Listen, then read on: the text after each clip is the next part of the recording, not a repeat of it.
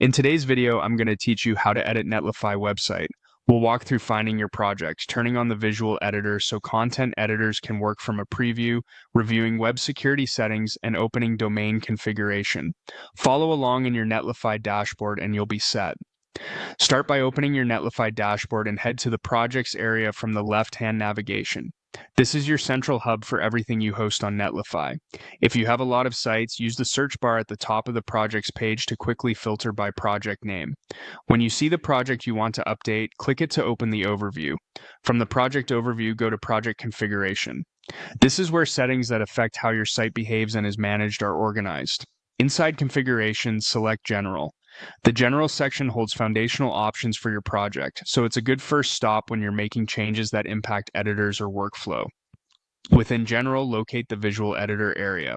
This feature lets your content team work from a preview of the project, creating and editing content, adjusting layouts you've exposed, and publishing changes without touching the underlying code.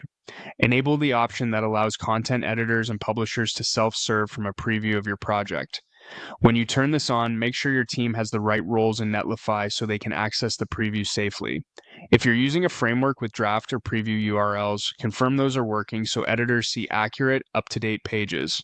Next, navigate to Web Security for the project. Open the Advanced Web Security section. Here you can review protections such as security headers, content security policies, and other safeguards that help harden your site.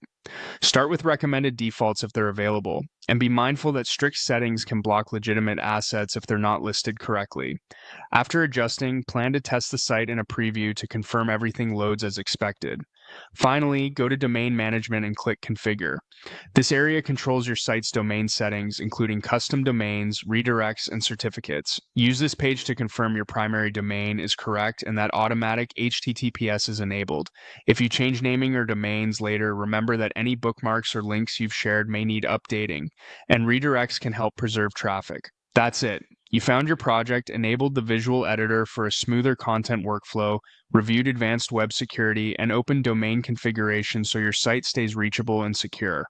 When Netlify prompts you to save changes, confirm them, then review your site preview to validate everything works as intended.